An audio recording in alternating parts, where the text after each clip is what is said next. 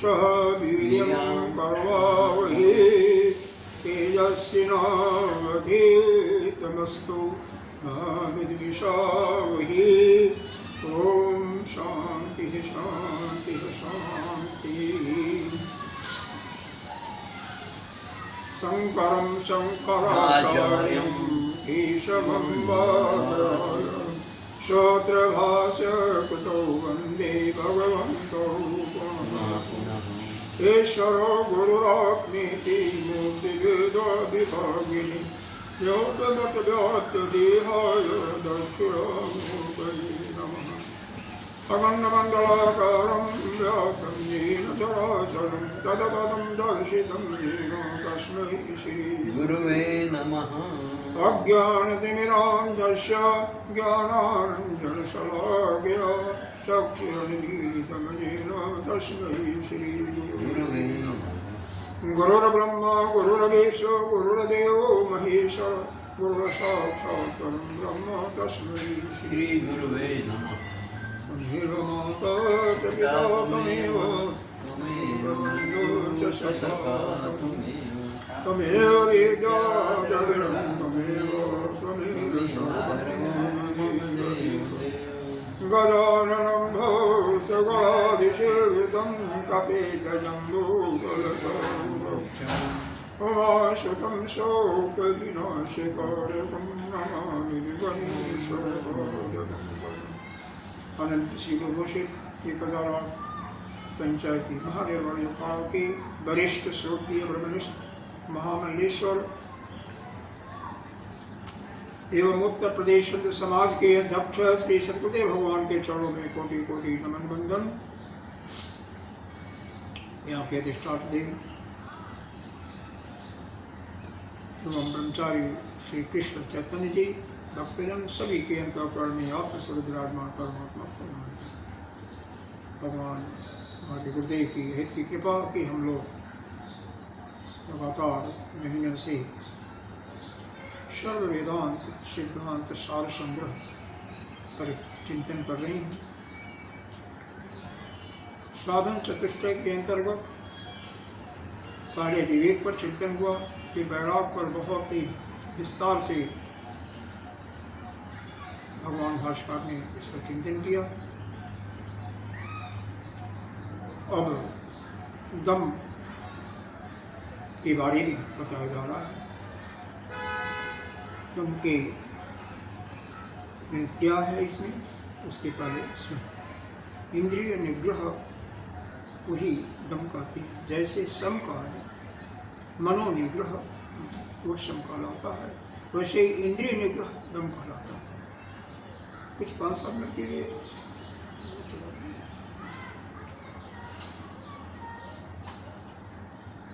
और बिना दम के शम की प्राप्ति नहीं हो सकती है। शम आपके अंदर सिद्ध नहीं हो सकता है। यानी उस परम शांति की जो प्राप्ति है, जब तक आपके अंदर दम सिद्ध नहीं होता तब तक वह नहीं होगा। पहले भी बताया गया है कि यह शम की सिद्धि यानी परम शांति की प्राप्ति तभी होती है जब उसके पूर्ववर्ती पूर्व भाव का मतलब विवेक और वैराग्य पूरा दृढ़ता के साथ आपके अंतःकरण में विराजमान हो जाए, और उत्तरवर्ती अर्थात दम तितिक्षा समाधान श्रद्धा समाधान प्रति इत्यादि भी आपके अंदर में ठीक ठीक विराजमान। यहाँ पर यही बताया जा रहा है कि जब तक हमारे जो गोलक है बाह्य इंद्रिय हैं, जब तक यह अपने विषयों में जाते रहेंगे तब तक आपका मन शांत नहीं हो सकता। जिस समय इनको विषयों से में जाने के लिए आप लगाम लगा देंगे, यानी इन पर कड़ा नियंत्रण कर देंगे, कैसे विचार करके, जिस समय ऐसा हो जाएगा उसी समय आपका मन धीरे धीरे शांत हो जाएगा। ऐसे जैसे एक शेर है, पकड़ करके लाता है शिकारी, शुरू में बहुत उछल कूद करता है, लेकिन धीरे धीरे धीरे कुछ दिनों के पश्चात उसका मन शांत हो जाता है। उसे यह महसूस होने लगता कि मैं रहना कहीं पर है, फिर उसका चिढ़ाना, उसका उछलना, कूदना, क्रोध करना सब धीरे धीरे शांत हो। उसी प्रकार से जो हमारे बाह्य इंद्रियां अपनी विषयों में, गोलकों में या जो है विषयों में नहीं जाती हैं, तो मन अपने आप ही नहीं जाएगा, क्योंकि बिना मन स्वतंत्र नहीं है। इंद्रियां जाती हैं तो मन जाता है, इंद्रियां ना जाए तो मन नहीं जाएगा। तो जब मन नहीं जाता है तो धीरे धीरे मन सिर के माफिक धीरे धीरे शांत होता जाता है और फिर आपको परम शांति की प्राप्ति हो जाती है। इसी के लिए यह 133वां श्लोक करती है। येन स्वदौष्ट्यम एवं सादष्टं परिमुच्यन्ते चित्तं शनैः शनैः शान्तम् उपाददाति शान्तम् उपाददाति चित्तस्य बाह्यार्थविमोक्षमेवं मोक्षं विदुर्मोक्षलक्षणज्ञा येन स्वदृष्टं परिमुच्य चित्तं शनैः शनैः शान्तिम् उपाददाति चित्तस्य बाह्यार्थविमोक्षमेवं मोक्षं विदुर्मोक्षलक्षणज्ञा। तेन माने यह है इस इंद्रियों के द्वारा, जो इंद्रियां जो हैं, ये तीन शब्द यहाँ पर इंद्रियों के लिए प्रयोग में आया है। बाह्य इंद्रिय का गोलक स्वदोष्टम, जब अपने दुष्टता को, दुष्ट माने दुष्टता, परिमुच्य जब छोड़ देते हैं, त्याग देते हैं, तो चित्त भी शनैः शनैः शान्तम् उपाददाति। मतलब जब यह बाह्य इंद्रियां, इनका जो हमेशा बाह्य विषयों में, अपने विषयों में जाना है, शब्द स्पर्श रूप रस गंध में, जब यह दुष्टता, यह इनकी जो दृढ़ता होती है, उस पर आप लगाम लगा देती हैं, रोक लगा देती हैं, तो धीरे धीरे मन भी आपका शांत होता है। चित्त, क्योंकि चित्त का स्वभाव है, इंद्रियां जाएंगी तो मन जाएगा, इंद्रियां नहीं जाएंगी तो मन भी नहीं जाएगा। मन न जाए तो वस्तु को देख नहीं सकते, आपके नेत्र गए हैं, भगवान के स्वरूप को देख रहे हैं, मन आप कहीं और लगा लिए तो उस भगवान के स्वरूप का दर्शन आपको ठीक से नहीं होता। अगली लाइन है, चित्तस्य बाह्यार्थ विमोक्षमेवं, यानी बाह्यार्थ विमोक्षमेवं मोक्षम विदुर्मोक्षलक्षणज्ञा। जिन्होंने, जो महात्मा, विदु माने जो विद्वान, वो क्या करते हैं, जो चित्त के बाह्यार्थ जाने में जो प्रारंभिक कारण है, प्रारंभिक कारण क्या है, इंद्रियां का, उनको रोक लेते हैं, तो वह मोक्ष के पहले दरवाजे को पार कर जाते हैं। मोक्ष नहीं मिलता है, लेकिन अगर हम तुलनात्मक ढंग से विचार करें तो मोक्ष यहाँ पर जो लिखा हुआ है तुलनात्मक है, यानी शांति आपकी प्राप्त हो जाती है, लेकिन वह जो मोक्ष है, इस संसार के आवागमन से मुक्त होना, वह तभी होगा जब आप ज्ञान प्राप्त कर लेते हैं। क्योंकि मन आपका शांत हो गया तो ज्ञान तो प्राप्ति हो जाएगा, आपका मन फिर परमात्मा में लगेगा, परमात्मा फिर कोई न कोई किसी संत को भेजेगा, कोई ज्ञानी पुरुष को, और उससे आप ज्ञान प्राप्त करेंगे। तो यह एक जैसे होता है कि कोई काम करते हैं तो पहला एक होता है ना, पहला पड़ाव, वह अगर आपने पार कर दिया तो आगे का रास्ता खुल जाता है। तो इसी प्रकार से पहला रास्ता है मोक्ष का, इंद्रियों की जो बाह्य इंद्रियां हैं गोलक में अपने अपने विषयों में जाने से इनका अवरुद्ध हो जाना, इनका निरोध होना। क्योंकि जब इस पर आप सफलता प्राप्त कर लेते हो तो धीरे धीरे आपका चित्त अपने आप ही शांत हो जाता है। विद्वान लोग यही कहते हैं कि क्योंकि कौन से विद्वान मोक्ष लक्षण लक्षाण्य लक्षणज्ञ, जो मोक्ष के लक्षण को जानने में चतुर है, लक्षण लक्षाण्य लक्षणज्ञ, ज्ञा माने जानना, तो मोक्ष के लक्षण को जानने में जो होशियार है, कुशल है, क्या मतलब क्या? हाँ ज्ञा माने ज्ञान, वह कहते हैं कि बाह्य विश्व का बाह्यार्थ विश्व से जब इंद्रियों की मुक्ति हो जाती है तो मोक्ष को प्राप्त कर लेता है। यहाँ पर मोक्ष का मतलब तुलनात्मक है। दम विनाशादु मन प्रसाद, कितने नंबर श्लोक है? 134। हेतुं न विद्मः सुकरं मोक्षो, हेतुं न विद्मः सुकरं मुमुक्षो, दमेन चित्तं निजदोषजातं, दमेन चित्तं निजदोषजातं, विसर्ज्य शान्तिं समुपैति शीघ्रं, प्रसिद्ध शान्तिं समुपैति शीघ्रम्।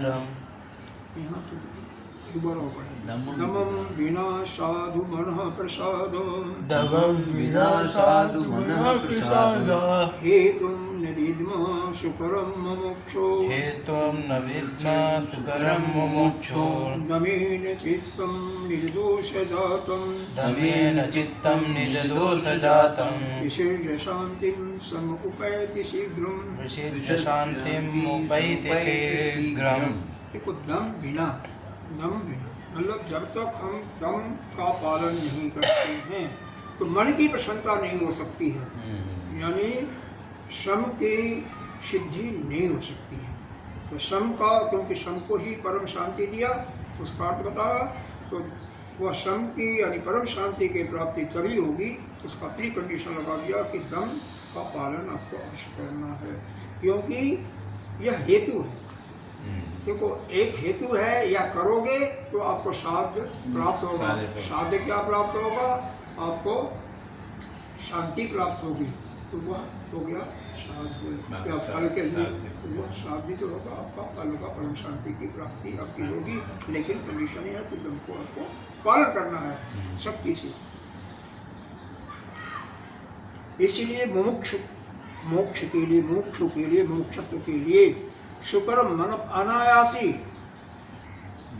सुकरम मतलब अनायासी, विद्मः जो जानते हैं, दमेन चित्तम निज दोष जातम, कि दम का पालन करने से चित्त के जो दोष होते हैं वह समाप्त हो जाते हैं और वह अनायास ही शीघ्र विसर्ज शांति, जब दम का पालन करके अपने सभी दोषों को समाप्त करके चित्त के वह शीघ्र ही और अनायास मतलब सुविधापूर्वक वह शांति को प्राप्त कर लेते हैं। एक तो शीघ्र यानी जल्दी और बिना किसी मतलब भड़काव के अनायासी उनको सफल हो जाता है, उनको कोई और परिश्रम करने की आवश्यकता नहीं होती। अनायास का मतलब यही हुआ और कुछ नहीं करना है, केवल दम यानी इंद्रिय के बाह्य इंद्रियों के बाह्य विषयों में जाने से निरोध हो गया। वह निरोध हो गया तो यह हो गया इंद्रियों का बाह्य विषयों में जाना, यह हेतु हो गया, कारण हो गया, और उसका साध्य या फल वह क्या हो गया? वह परम शांति की प्राप्ति या शांति सिद्धि। तो वही कहते हैं विद्वान लोग, इसको आसानी से इस मोक्ष को शीघ्रता से ही प्राप्त कर लेते हैं। क्यों? कि इस दम का पालन करने से उनका चित्त का जो दोष होता है, अंतःकरण का दोष हो जाता है, वह शांत हो जाता है, वह समाप्त हो जाता है और वह शांति को प्राप्त करता है। मतलब शांति प्राप्त करने का कंडीशन क्या हुआ? अंतःकरण के दोषों को निकालना, और उस अंतःकरण के दोषों को निकालने के लिए यहाँ पर दम का पालन एक हेतु बताया। इसी को आपके वेद में पूरी भाषा में अंतःकरण को शांत करने के लिए वहाँ पर यज्ञ, दान, तप इत्यादि का वर्णन नहीं किया। योग का भी वर्णन है, आगे जाकर के योग की बातें करेंगे, प्राणायाम की बातें करेंगे।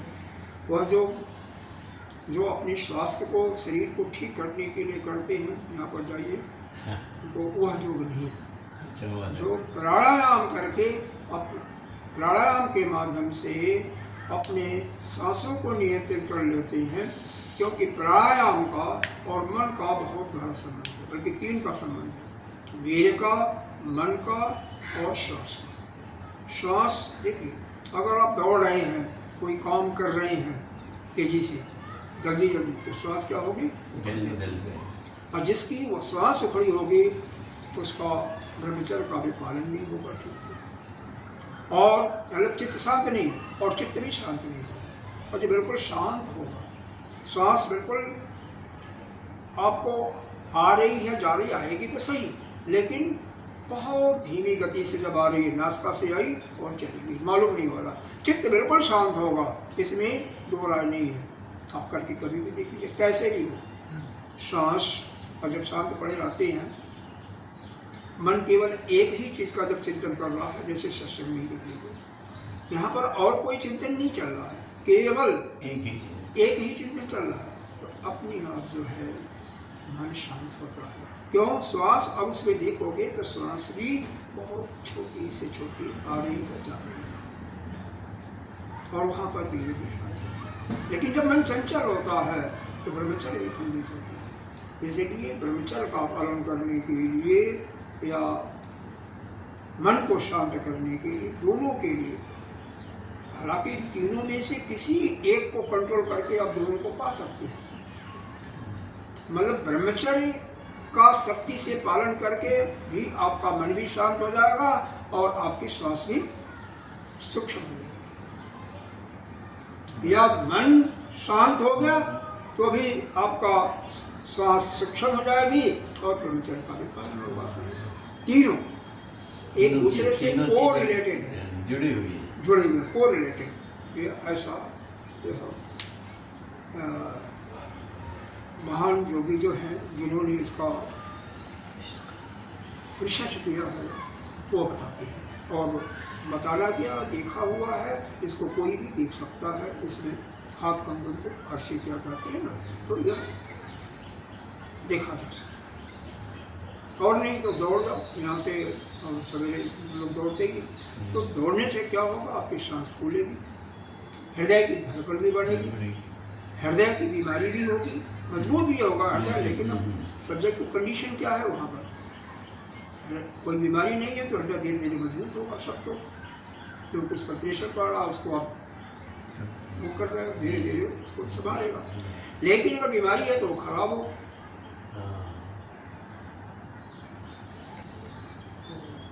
यह है कि हमेशा हमें चित्त को शांत करना है, और चित्त को शांत करने के लिए प्राणायाम एक सरल साधन है। लेकिन प्राणायाम कैसे करते हैं तो उसके लिए बताए हैं, हालांकि बहुत विस्तार से यहाँ पर नहीं बताया गया है। प्राणायाम भवति मनसो, प्राणायाम भवति मनसो निश्चलत्वं प्रसादो, निश्चलत्वं प्रसादो, जशोपस्य प्रतिनियतो, प्रतिनियशो, दिक्देश कालाद्यवीक्ष, सम्यक् दृष्ट्या कश्चिदपि, सम्यक् दृष्टा कश्चिदपि, तया नोदमो हन्यते ततं, तया नोदम्यते हताम्, कुर्याद्धिमानदम् अनल संचितः अनल अदल संचिता संचितः शान्तये प्रयत्नात्, सयत्ना शान्ते प्रयत्नात्। यहाँ पर ऐसा है, कुर्याद्धीमान, धीमाने विद्वान पुरुष, दम और नलस्य, और नलम यहाँ पर और नलस, अनलस का मतलब आश्रय, अरे आलस्य के बिना, विदाउट आश्रय, आलस्य चित्त शांति प्रज्ञा। यहाँ पर यह वर्णन दिया है, चित्त की शांति होती है प्रयत्न करके, और यह प्रयत्न क्या है, यह प्राणायाम भी करना एक प्रयत्न है। प्रयत्न इसीलिए है कि आप देखो सांस का आना जाना इस पर निर्भर है यह डायफ्राम के गति के ऊपर। अगर यह डायफ्राम का मूवमेंट स्वाभाविक रूप से होता रहे तो स्वाभाविक रूप से सांस आती और जाती रहेगी। लेकिन प्राणायाम के माध्यम से आप क्या करते हो कि जब सांस लेते हो, आपको लेने की जरूरत है तो डायफ्राम को नीचे की तरफ दबाते हो शक्ति से। तो जब डायफ्राम आपका नीचे आता है तो बाहर से सांस अंदर जाती है, और जब सांस को निकालना होता है तो डायफ्राम ऊपर जाएगा तो जो अपान वायु जो नीचे है वह सांस नासिका के द्वारा बाहर निकल जाएगा। तो यह प्राण और अपान का विशेष करके मूवमेंट है, क्योंकि प्राण हृदय के ऊपर है और अपान नीचे है। तो बाहर जाएगी तो अपान जाएगा, अपान के साथ कार्बन मोनोऑक्साइड गैस और जो भी गंदगी है वह सांस के द्वारा नासिका के द्वारा बाहर निकलती है। चूँकि प्रयत्न करके ले रहे हो सांस को, तो सांस को थोड़ा सा बढ़ा लोगे, देर में लोगे और देर में छोड़ोगे, अभी बताया जाएगा। तो जब देर में छोड़ोगे तो छोड़ने के बाद कुछ देर रुकोगे नहीं, तो जो सांस आपने बाहर निकाला है जो गंदगी, तुरंत ही सांस भरना शुरू करोगे तो वही गंदगी भी आ जाएगी। श्वास निकाला तो कुछ देर रुकिए। कितना रुकना है विद्वानों ने तो बहुत कुछ बताया है, लेकिन कम से कम जो हमारी सामर्थ्य उतना तो रुके। 1 सेकंड रुके तब भी काम चलेगा। और फिर धीरे धीरे लो, मतलब सांस को धीरे धीरे लेना और धीरे धीरे छोड़ना। जब धीरे धीरे अंदर बढ़ रहे हो तो डायफ्राम जो नीचे जा रहा है तो धीरे धीरे सांस अंदर, और इतना लो कि पूरा सांस नाभि तक भर जाए। अधिक से अधिक पूरा जितना लंबा सांस भरोगे, लंबा का मतलब पूरी गहराई में इसको भरो। लंबा का मतलब देर में, और गहराई का मतलब यहाँ से लेकर के पैरों तक पूरा सांस का पूरा सांस छोड़ो। यह तो हुआ एक गहरे लंबे सांस का। इसी सांस के साथ यहाँ पर दिया देश काल, और क्या दिया है, देश काल आदि, देश काल आदि। तो देश क्या है, कहाँ पर प्राणायाम करना है, और काल का मतलब किस समय करना है। गीता जी में 6 अध्याय में आत्मसंयम योग में बताया गया है कि किस स्थान पर, स्थान का चुनाव उन्होंने बताया है भगवान ने, कि स्थान बैठने का न बहुत नीचा हो और न बहुत ऊंचा हो। 6 अध्याय में गीता जी ने बताया गया। और सुविधा पूर्वक का बैठो, नीचे कुर्सा हो। वैसे तो मृगशाला बताया गया, लेकिन मृगशाला को आजकल कहाँ मिलेगा। मुद्दे जी कहीं से गए थे तो पास मिला था सब बड़ों कैसे, तो कुछ सको, और फिर उस पर ओलन कंबल हो, फिर चद्दर हो सके। ओलन कंबल क्यों, पृथ्वी की एक मैग्नेटिक शक्ति है, चुंबकत्व शक्ति है, जो कि ऊर्जा को सारे अपने तरफ खींच लेती है। तो यह जो बिजली का कुचालक होता है ना, वह उस शक्ति को नीचे नहीं जाने देगा। तो इसीलिए वहाँ पर इसको बिछाइए। और दिशा क्या है, क्योंकि देश की बात करें तो दिशा उत्तर दिशा, क्योंकि उत्तर दिशा में ही भगवान शिव हैं, जो कि उनसे ज़्यादा यह जो करने वाला शायद ही कोई है। वही तो महान योगी हैं, जो कि हजारों वर्ष तक समाधि में पड़े रहते हैं। भगवान कृष्ण भी हैं, जोगेश्वर भी हैं। तो भगवान कृष्ण का दिशा कहाँ है, वो तो सर्वत्र है। तो पूर्व दिशा या उत्तर दिशा, लेकिन उत्तर दिशा ज़्यादा श्रेष्ठ है, पूर्व भी ठीक है सबसे अच्छा। दक्षिण और पश्चिम नहीं होना चाहिए। हाँ, मुँह ही से। तो पहला हुआ दिशा। काल, काल सबसे सुंदर है ब्रह्म मुहूर्त। ब्रह्म मुहूर्त कौन सुंदर है, 3 से 6 बजे के अंदर का समय है, इसमें होता है। कुछ संत लोग बताते हैं सूर्योदय के 2 घंटा पहले, ये तो वही करेगा ना, भाई गर्मी है तो 5 बजे सूर्योदय हो जाएगा, 2 घंटा पहले 3 बजे का, 3 घंटा पहले लोगे 2 बजे का, तो 2 बजे तो राक्षसों का वो होता है 3 बजे से, इसलिए। और अगर 7 बजे सूर्योदय मिल रहा, जाड़ा है, जैसे 6:45 बजे सूर्य जाड़े में दिल्ली में उदय होता है, तो उसके 3 घंटे निकालोगे तो 4 बजे का, 4 घंटे, 2 घंटा करोगे पौने का। तो मुख्य बात यह है कम से कम 3 से 6 के बीच में आप 4 से 6 कीजिए, इससे ज़्यादा आगे नहीं बढ़ना और 3 से पहले नहीं बढ़ना, इस बीच में प्राणायाम करो। दूसरा कारण क्या है, इस सुबह के वेला में सड़कों पर भीड़ भाड़ कम होती है तो पोल्यूशन कम से कम होता है। दूसरा, शुद्ध ऑक्सीजन ज़्यादा होती है, और कहाँ होगी, जहाँ पर खुला एटमॉस्फेयर है। लेकिन खुला एटमॉस्फेयर है वहाँ पर आपको ध्यान देना है कि ठंडी ज़्यादा तो नहीं है जो कि शरीर आपका बर्दाश्त नहीं कर पाएगा, आपकी क्षमता है उस सर्दी को बर्दाश्त करने के लिए। तो जो आपका शरीर की जो योग्यता है उसके अनुसार टेम्परेचर भी हो और वह ओपन हो, खुला हो, वह जगह सबसे श्रेष्ठ माना जाता है। तो आप उत्तर दिशा में बैठ करके, या आपका अपना ही फ्लैट है, ऊपर है जगह कि जहाँ पर आते हैं उसके एक या फ्लोर या लिफ्ट लगी है, तो ऊपर जा करके करो आराम से, वहाँ पर शुद्ध ऑक्सीजन है।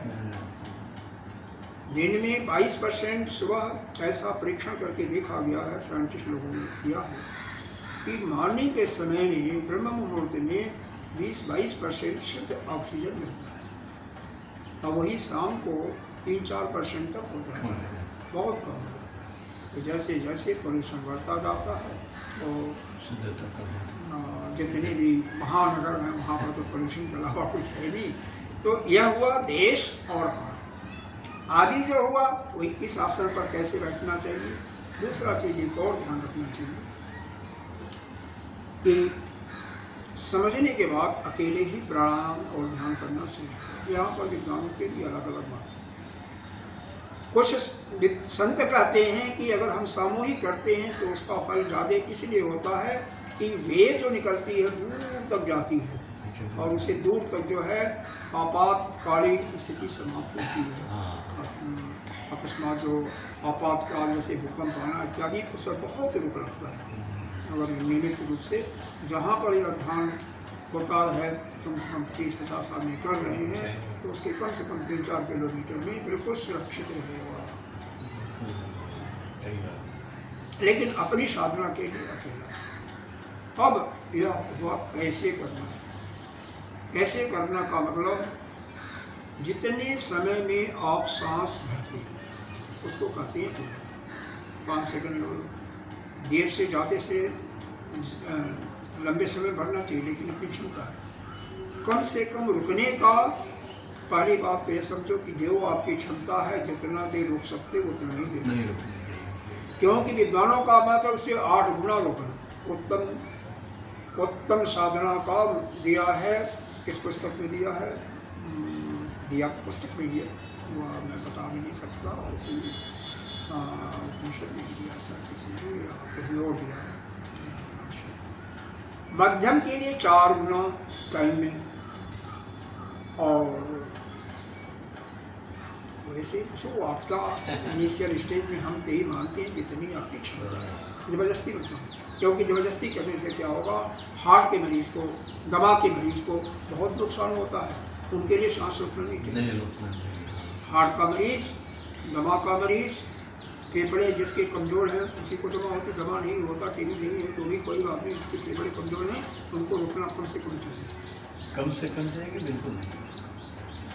मतलब ऐसा है कि बढ़ेगी क्षमता, फेफड़े पुष्ट तभी होंगे जब धीरे धीरे रोकना शुरू करोगे। लेकिन शुरू में मत रोको, लेकिन जैसे जैसे आपके शरीर में स्वस्थता आती है तैसे जैसे रोकना तो उसको करना पड़ेगा, तभी तो होगा। और रुकोगे नहीं तो जो सांस भर रहे हो वही आओगे तो वही गंदगी आएगी तो भी नहीं ठीक है। कम से कम क्षण भर तो रुको ही कम से कम। और फिर दूने समय में निकालने में कोई मतलब 2 राय नहीं है, एक ही राय है सभी विद्वानों का, जितने देर में सांस भर रहे हैं उसके दूने समय में निकालना। रुकने का है अपनी क्षमता पर। उत्तम प्राणायाम के लिए बनाया 8 गुना समय, मध्यम के लिए 4 गुना और अधम के लिए 2 गुना और प्रारंभिक कोट के लिए जितनी देर में भर रहे हैं कम से कम उतना देर लगेगा, उतनी देर और दूसरे समय में निकालें। तो ये क्षमता जैसे जैसे बढ़ती जाती है वैसे वैसे बढ़ाना चाहिए, एक सेकंड से ज़्यादा नहीं बढ़ाना चाहिए, या किसी भी कुशल जोगी के संरक्षण में ही करना चाहिए। नहीं तो जैसे आप 5 सेकंड में सांस भरते हैं, आप मान लीजिए 5 सेकंड रुक जाते हैं, कोई बात नहीं, आगे मत बढ़िए। हफ्ते के बाद 1 सेकंड 2 सेकंड बढ़ाइए, फिर हफ्ते के बाद 1-2 सेकंड और बढ़ाइए, धीरे धीरे बढ़ाइए, धीरे धीरे बढ़ाइए, तो फिर कोई नुकसान नहीं।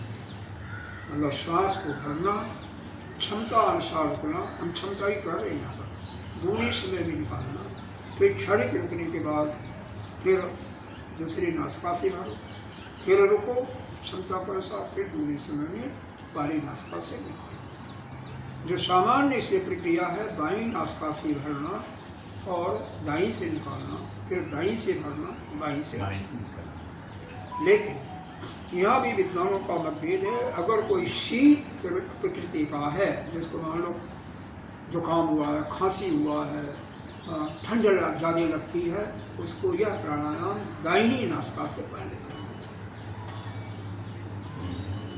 साधना के लिए बाईं नासिका से करना चाहिए, क्योंकि बाईं नासिका शीतल है और दाईं नासिका गर्म है, सूर्य नाड़ी है। लेकिन आप बीमार हैं और विशेष करके शीत के प्रकोप के कारण, तो दाईं नासिका से। और जो मरीज हैं केवल सांस भरें और सांस छोड़ें, उसी से आपको बहुत लाभ मिलेगा। रुकने पर ध्यान नहीं, हल्का सा सांस बाहर गई तो हल्का सा रुक जाओ, बस इतना ही बहुत। और आगे बढ़ें तो मूलबंद भी लगाना होता है, फिर कुंभक आती है, फिर प्रक्रिया बहुत लंबी होती है। मूलबंद का मतलब मलद्वार और जनेंद्रीय मूल को ऊपर की तरफ संकुचित करना, उसको मूलबंद करते हैं। इस पर ज़्यादा और न बताते हुए कभी और समय पर विचार करेंगे जब वह सब्जेक्ट होगा। यहाँ पर जो सूत्र में लिखा हुआ है, हम जो श्लोक में लिखा हुआ उतना ही चलते हुए देश काल और आदि यह समझते हुए हमें प्रणाम करना चाहिए। तो देश का मतलब स्थान, और स्थान कैसा होना चाहिए, न तो बहुत ऊंचा न बहुत नीचा, स्थान खुला हो तो सबसे श्रेष्ठ। लेकिन अगर ठंडक है तो आपका शरीर जितना बर्दाश्त कर सके उतना ही हो। जैसे भीड़ भाड़ के इलाके में कभी नहीं करना चाहिए। इसीलिए प्राणायाम कहते हैं सामूहिक करने से अच्छा नहीं होता है, क्योंकि भीड़ भाड़ से सबकी सांसें निकलेंगी ना, तो पॉल्यूशन होगा। इसलिए एकांत में कहा गया है, तो कोई बात नहीं। समय बता दिया, रुकने का दूना चौगुना अपनी सुविधा अनुसार, बस ये हो गया देश काल के अनुसार। और क्या है यहाँ पर, प्राणायाम भगवती मनुष्यो निश्चलम। इस प्राणायाम से करने से आपका मन केवल गहरा लंबा सांस ही लो, सांस लो छोड़ो, आप देखोगे कि 5 मिनट के बाद बिल्कुल मन शांत हो जाएगा। नहीं रोकोगे तो, लेकिन क्षणिक देर रोको, सांस ही और इससे मन की प्रसन्नता आती है। मन का प्रसन्नता मतलब वहाँ पर परम शांति आपको शांत होती है।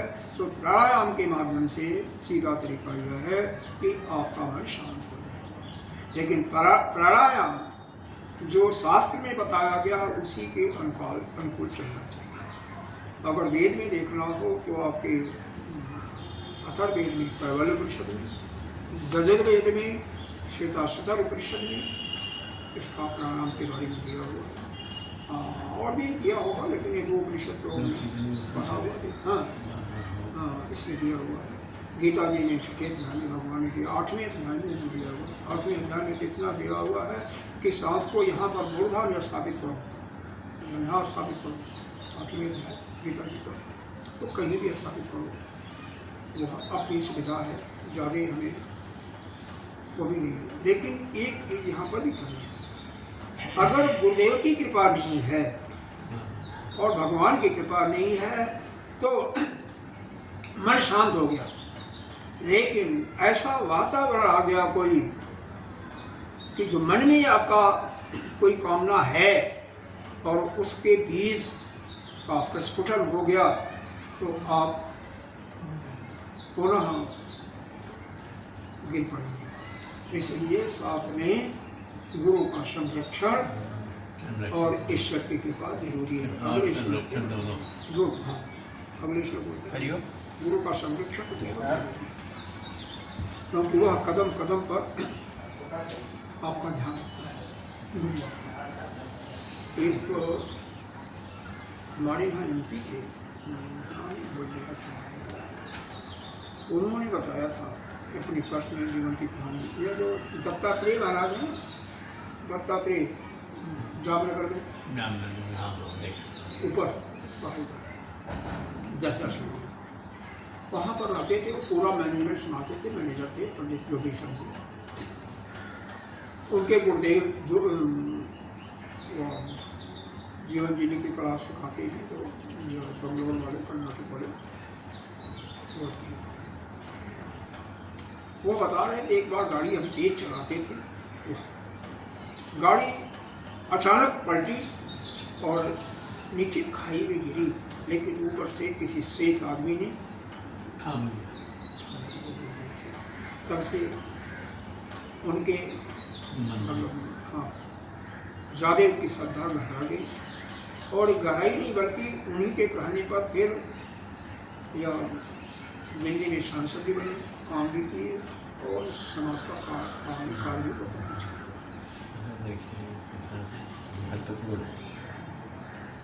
तो जीवन जीने की कला सिखाते हैं। क्या नाम है बंगलोर वाले, क्या नाम है उनका, नाम नहीं आ रहा है, बंगलोर वाले, बंगलोर के जो है ना और साड़े से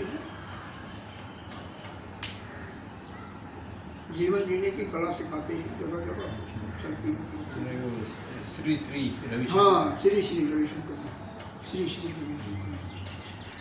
कोई भी हो, गुरु तो तत्व की दृष्टि से होता है, तत्व ही के दृष्टि से गुरु तो एक ही है। तो गुरु जो आपके, इसलिए गुरु बदलना नहीं चाहिए।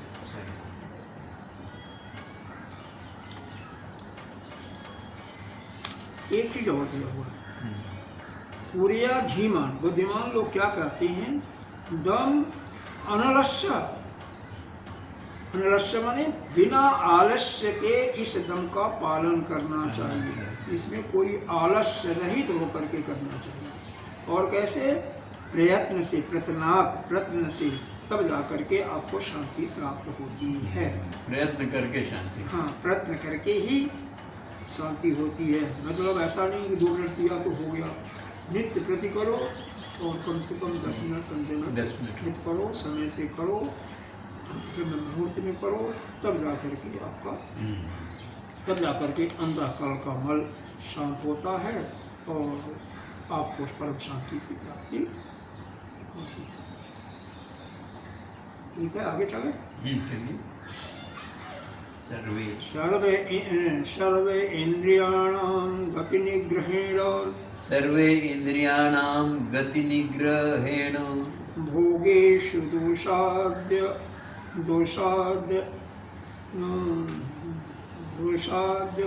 उमर्शनेन, भोगेषु दोषाद्य वर्मशनेन, ईश प्रसादाच्च गुरे प्रसादः, ईश प्रसादात् गुरु प्रसादा, शांति समायाति चिरेण अति चिरेण चित्तम्, शांति समायाति चित्तम्। सर्वे इंद्रियाणां गति निग्रहेण, सर्वे इंद्रियाणां गति निग्रहेण, भोगेषु दोषाद्युम् अमर्शनेन, भोगेषु दोषाद्य अमर्शनेन, ईश प्रसादाच्च गुरे प्रसादा, ईश प्रसादाच्च गुरु प्रसादा, शांतिं समाहित अचिरेण चित्तम्, शांति समाधित अखिलेन चित्तम्। अचिरेण का मतलब शीघ्र ही होता है, सीधे समाहित का मतलब वो चित्त शांत होना, ठीक है। और एक चीज़ और इसमें है, दोषादि अवमर्शनीन, दोषों का यह क्या है, यह जो इसका पालन हम करते हैं तो उसके दोषों पर विचार करना चाहिए। कौन चीज़ कर रही है, क्या उसका दोष है। तो सर्व इंद्रियाणाम गति निग्रह, सभी इंद्रियों के गतियों को निग्रह करना, इंद्रियों के गति को निग्रह करना, एकदम का लाता है। तो कैसे करना चाहिए, इनको रखना चाहिए, इनके दोषों को, अगर एक गति इनकी रुकेगी नहीं तो इसमें क्या क्या दोष होगा। जैसे मान लो डॉक्टर ने मना किया है किसी को मीठा खाने को, और उसने रसना इंद्रिय को मना नहीं किया, डॉक्टर के मना करने के बाद अगर वो खा रहा है तो क्या होगा, नुकसान करेगा। अब मान लो बहुत भूखा है, 3 दिन का 4 दिन का भूखा है, पेट पर काबू नहीं है, भोजन आ गया, किसी ने बताया कि इसमें विष मिला हुआ है, नहीं खाया तो नहीं खाना चाहिए। इस प्रकार से उसमें दोष तो कोई नहीं है। इसीलिए खुली हुई सब्जी रखी हुई है, जनरली ज़्यादा लोग ऐसे ही पड़ा रहता है, बंद नहीं, ढकते नहीं है लोग, हमें तो बहुत गुस्सा आती है, लेकिन क्या करें, तो उसको नहीं खाना चाहिए। क्यों, कीटाणु इतने बारीक होते हैं, आकाश में दूरबीन लगा करके देखिए, इतने छोटे छोटे कीटाणु होते हैं, गिर जाएंगे तो वो आपको खाना पड़ेगा, नहीं होगा। इसीलिए भोजन बनने के बाद भोजन कभी भी खुला नहीं छोड़ना चाहिए, न भोजन न जल, हमेशा जल भी ढका हो, जल भी ढका होना चाहिए, जिसको जो पीते हैं जल, और जो भोजन करते हैं वो भी ढका हो। केवल थाली आपके सामने है, भोजन करते समय उसके पहले ढका हुआ, तो कम से कम संभावना नहीं होती है ना किसी का, तो फिर भी पड़ सकता है, लेकिन कम से कम संभावना को आपने कम हो जाए, बहुत कम कर दिया ना, न्यून कर दिया। इसलिए भोजन कभी भी नहीं, पुरुष ने बनाया, भोग लगाया, ढक दिया, जो निकाला उसको ढकते जाए, उसमें क्या हर एक ढक्कन होते हैं। सब्जी निकाला, सब्जी रख दिया, ढक दिया, उसमें क्या, उसमें कोई परेशानी थोड़ी होती है। लेकिन प्राय आपने देखा है, और लोग के विषय में तो मैं नहीं बता पाऊँगा, लेकिन भंडारियों के विषय मैंने बताया है कि वह ढकते नहीं है। किसी भी आश्रम में देखो नहीं ढकते, जब सब समाप्त हो जाएगा, जाने लगेंगे तो बेशक ढक जाए, कई बार तो कहना भी पड़ता है, तब ढकेंगे, पाले नहीं। तो यह बहुत जरूरी है, बहुत जरूरी है। तो यहाँ पर बताया सर्व इंद्रियाणाम गति निग्रह, सभी इंद्रियों का, एक इंद्रिय का नहीं, सब इंद्रियों, सभी इंद्रियों, उनके गति कौन सी, जो अपने विषयों में जाती हैं, उस गति को पर लगाम लगाओ, उस गति पर निरोध करो, कंट्रोल करो। जैसे नेत्र जा रहा है, कोई सुंदर स्त्री है, सुंदर फूल है, बगीचा, उसको देखने के लिए उसको रोको, इसको रोकेगा तो तेरे अंदर कामना होगी, तेरा ब्रह्मचर्य खंडित हो सकता है, ये नहीं करना चाहिए। और फिर क्या होगा, तेरी शक्ति क्षीण होगी, और शक्ति क्षीण होगी तो तू साधना नहीं कर पाएगा, बैठ नहीं पाएगा, ध्यान में बैठ नहीं सकता ज़्यादा समय, और फिर जो जिस उद्देश्य को यहाँ पर आया है वो अधूरा रह जाएगा। इसी प्रकार से बहुत बढ़िया, विशेष करके जो क्या 99%, 99.5%, 9% टीवी या मोबाइल देखते रहते हैं, लगाम नहीं लगाओगे, एक तो इस स्रोत इंद्रिय की शक्ति भी खराब होगी, सुनने की शक्ति धीरे धीरे क्षीण हो जाती है। और विशेष करके जो लगाते हैं वो कानों में, जिनका कान बिल्कुल ठीक है लेकिन लगा करके सुनते हैं कि दूसरे को सुनाई जाए, उनका तो निश्चित रूप से काम खराब होगा। उसमें लिखा आता है, आता भी है, मत लगाइए, हाँ फिर बढ़ाइए मत। लेकिन जितने भी हैं कम से कम जुआ पर लगा करके अपना गाना बढ़िया बढ़िया अपनी पसंद का सुनेंगे, और सुनेंगे परिणाम क्या होगा? परिणाम यह होगा कि उनके काम खराब होगा। सही बात। इसी प्रकार से कृष्णा इंद्रिय का बताई दिया, त्वचा का और ध्यान इंद्रिय का बहुत ज़्यादा नहीं है, दिन इंद्रिय का अलग का इसका विशेष क्योंकि यह घ्राण इंद्रिय तो वहीं पर जहाँ पर हाँ खुशबू अच्छा इत्र पुलेट कोई लगाया है तो उसके देखने का असंगत आकर उसका संगत, बाकी जहाँ पर गंदगी होगी अपने आप ही आप हो जाओगे। इसी प्रकार से जिसके कोमल हाथ में स्पर्श है तो वहाँ स्पर्श से भी अपने को तो इंद्रियों को भी बचाओ। तो इस प्रकार से इंद्रियों को जो दोष होते हैं उन दोषों को विचार करते हुए ठीक तरीके से उनको विषय से वैसे विषयों से रोकोगे, बिना दोष पर विचार किए हुए, बिना चिंतन किए हुए, तो वो जाएंगे क्या कर सकते हैं। इसीलिए उनके एक एक दोषों पर कुठाराघात करते हुए, विचार करते हुए फिर वो नहीं जाएंगे। फिर आगे जो आया है ईश, ईश का मतलब है जो सब पर ईश करे, शासन करे, यानी ईश्वर, ईश्वर का प्रसाद यानी ईश्वर का आशीर्वाद कब मिलेगा? जब उनका नित्य निरंतर आप चिंतन करोगे, नहीं तो उनका प्रसाद कैसे मिलेगा? और फिर गुरु प्रसाद, गुरु का भी प्रसाद चाहिए, उनका भी क्या चाहिए? आशीर्वाद कैसे मिलेगा? जब उनका चिंतन, उनका हर समय उनका ध्यान रखोगे, है? जो आपके सामर्थ्य है उसके अनुसार, तो वो प्रसन्न होंगे। तो क्या करेंगे? तो प्रसाद क्या देंगे? आपको शांति देंगे, आपको अचानक जो घटनाएं होती हैं उनसे बचाएंगे, खतरों से बचाएंगे, सावधान करेंगे, खतरों का खिलाड़ी बना देंगे हमको।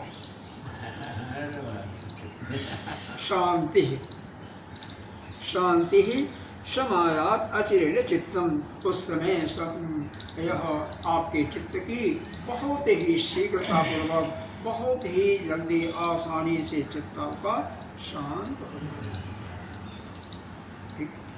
क्या बताया गया यहाँ पर? श्लोक थोड़ा सा गंभीर है।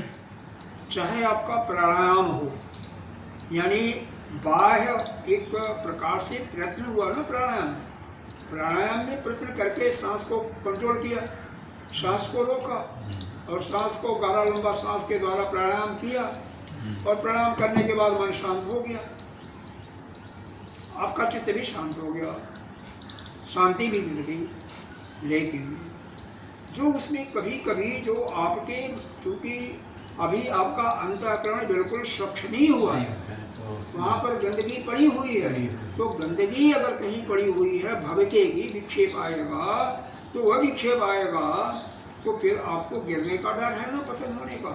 तो पतन होगा तो समाधि में स्थिर नहीं हो पाओगे। तो उसके लिए भी और यह ईश्वर का प्रसाद, मतलब ईश्वर की उपासना और गुरु की सेवा, गुरु की उपासना, यह दोनों काम तो हमेशा करते रहना चाहिए। वैसे भी बताया गया है, गुरुदेव ने इसको कई बार बताया है। क्या चार चीज़ों की कृपा हम पर होती है तभी जाकर के कोई भी साधक सफल होता है। पहला गुरु की, ईश्वर कृपा को पहले लो, ईश्वर कृपा, हाँ, गुरु कृपा, शास्त्र कृपा, और फिर आत्म कृपा, अपनी आप की कृपा, सब कुछ कृपा हो। भगवान भी खुश है, भगवान का कृपा यही आपको सुंदर शरीर दे दिया, और क्या, शरीर भी दे दिया, सब कुछ ठीक है, हाथ पैर कान नाक सब ठीक है, घंटों आप बैठ सकते हो, बैठना चाहो तो सब कुछ ठीक है। शास्त्र भी गुरुदेव की कृपा से आपको उपलब्ध है, और आजकल तो वैसे भी बहुत पेनाल्टी में शास्त्र उपलब्ध है, जहाँ चाहो अगर लेना चाहो तो ले लेना। और गुरुदेव भी हम लोगों को मिले हुए हैं, तो जब मिले हुए हैं तो उनकी कृपा प्राप्त हम कर सकते हैं। भाई हम उनकी सेवा करेंगे तो हमारा ध्यान रखेंगे, अब उनको हम नहीं ध्यान रखेंगे तो कैसे ध्यान रखेंगे? यह तो म्यूचुअल अंडरस्टैंडिंग होती है।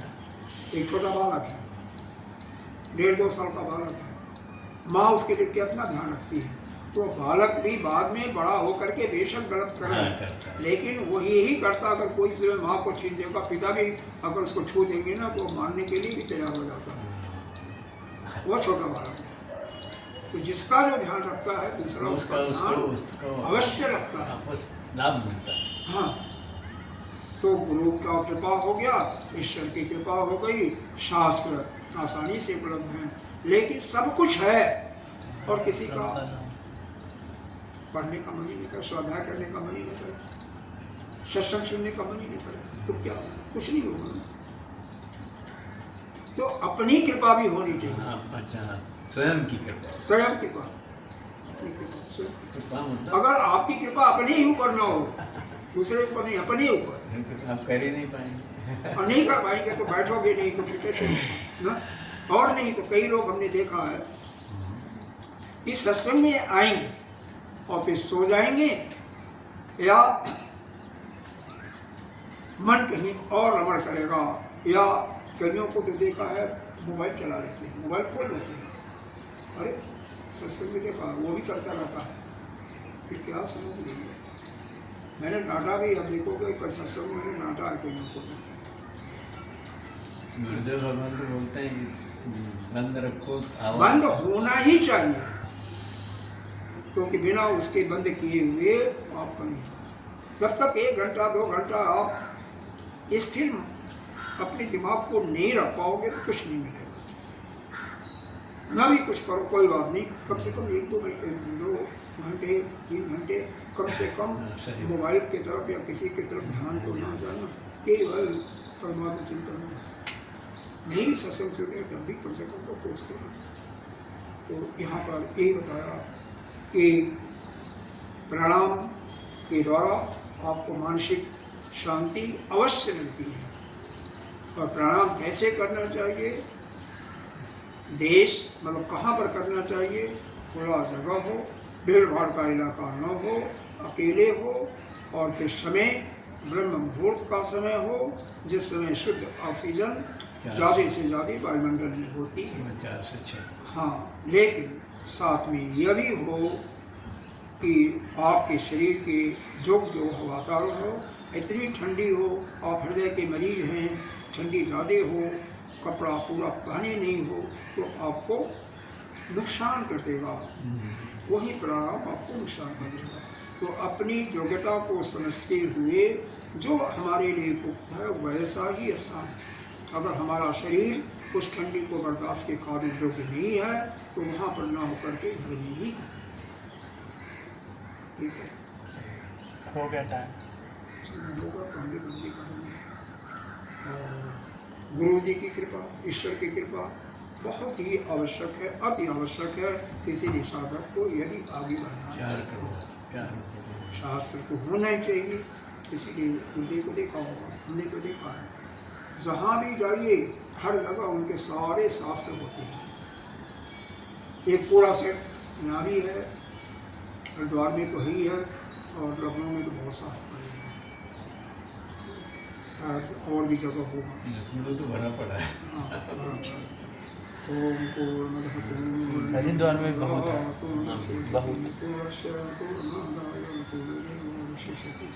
ओम शांति। गुरुदेव के पुराने वाले रूम में लाइब्रेरी है, गुरुदेव के पूरे ग्रंथ कमरे में